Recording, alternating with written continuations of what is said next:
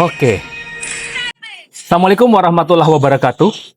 Kalau kita bicara tentang masalah game, khususnya game yang sedang saya maini sekarang, skill yang digunakan itu ada skill 1, ada skill 2, ada skill ulti. Nah, apakah istilah ini ada digunakan dalam hukum pidana? Rupanya ada, yang disebut dengan ultimum remedium. Apa kaitannya dengan apa yang akan kita diskusikan pada saat ini? Kalau kita bicara masalah pengadaan barang atau jasa, permasalahan pengadaan barang atau jasa itu terkadang baru di tahap awal, baru permasalahan awal, sudah diarahkan ke ranah pidana. PPK salah menyusun spesifikasi pidana. Pokja pemilihan salah melakukan evaluasi karena mungkin khilaf, ini harus dipenjara. Ya, penyedia terlambat, penjarakan.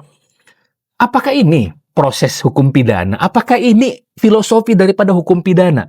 Nah, di Kitab Undang-Undang Hukum Pidana, khususnya Undang-Undang Nomor 1 Tahun 2023, yang mulai berlaku pada tanggal 2 Januari 2026, dan lebih khusus lagi di Undang-Undang Nomor 1 Tahun 2026 tentang penyesuaian pidana yang mengubah Kitab Undang-Undang Hukum Pidana ini, ada perubahan yang dilaksanakan pada ketentuan pasal 613. Pasal 613 di KUHP yang baru ditambahkan satu ayat baru, yaitu ayat 3, yang isinya adalah, dalam hal undang-undang di luar undang-undang ini merupakan undang-undang administratif yang bersanksi pidana, upaya pembinaan dan penerapan sanksi administratif atau sanksi lainnya harus didahulukan penerapannya daripada penerapan sanksi pidana. Inilah asas ultimum remedium. Ultimum remedium itu adalah istilah Latin yang artinya sangat sederhana, bahwa hukum pidana itu baru digunakan apabila cara lain itu sudah tidak bisa digunakan atau sudah tidak bisa tidak memadai. Jadi logikanya sederhana. Kalau bisa dibina, ya lakukan pembinaan terlebih dahulu. Kalau bisa dibetulkan atau diperbaiki, ya perbaiki dulu. Kalau bisa dikenakan sanksi administratif, ya berikan sanksi administratif. Kalau bisa diselesaikan dengan hukum perdata, maka terapkan hukum perdata. Pidana baru masuk kalau memang sudah masuk wilayah yang sangat serius. Ada niat jahat atau mens rea, manipulasi, atau gratifikasi, suap, dan seterusnya yang tidak bisa lagi ditangani dengan cara yang lain. Nah, seperti tadi, Pak, ini kan cuma teori, pasalnya pasal berapa? Dulu demikian. Tapi di Kitab Undang-Undang Hukum Pidana yang baru, sekarang sudah ada pasal yang kita sebutkan tadi.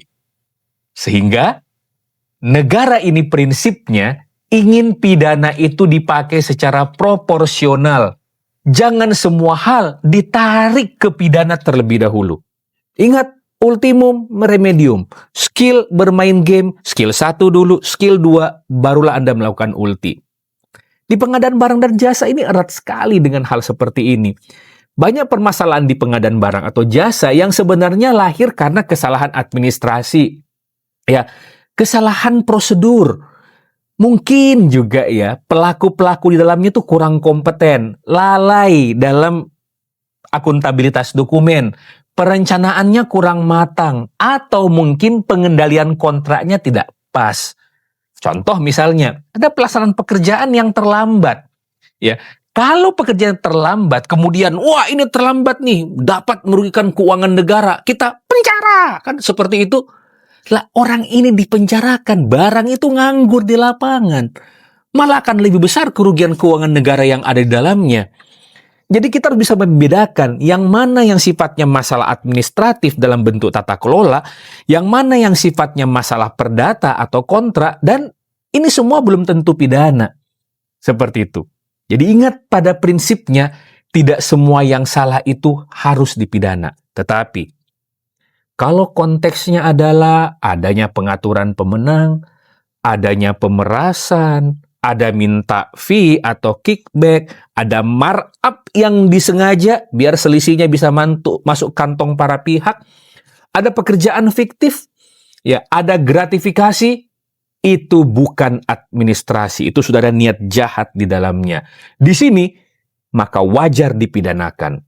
Karena kembali lagi, sudah ada masuk ranah niat jahat dan penyalahgunaan. Jadi, Anda harus bisa membedakan yang mana yang salah kelola karena lalai atau kurang mampu, maka dilakukan pembenahan terlebih dahulu. Ada juga yang sengaja untuk ambil untung dalam melawan hukum, ini adalah pidana yang sifatnya relevan. Jadi kalau kita lihat kasus dalam dunia pengadaan barang atau jasa, jangan langsung bertanya, ini bisa dipenjara tidak? Ini bisa dipidana atau tidak? Tapi kita tanyakan terlebih dahulu, ini apakah murni administrasi? Apakah ini murni kasus yang berkaitan dengan keperdataan atau kontrak? Apakah ini ada niat jahat? Apakah ada upaya pembinaan dan sanksi administratif yang telah ditempuh? Dan kalau memang pidana yang dipakai, apakah sudah proporsional? Ingat, hukum pidana bukanlah hukum pembalasan. Hukum pidana bukan primum remedium, tetapi ultimum remedium. Sekian, terima kasih. Wabillahi taufik wal hidayah. Wassalamualaikum warahmatullahi wabarakatuh dan salam pengadaan.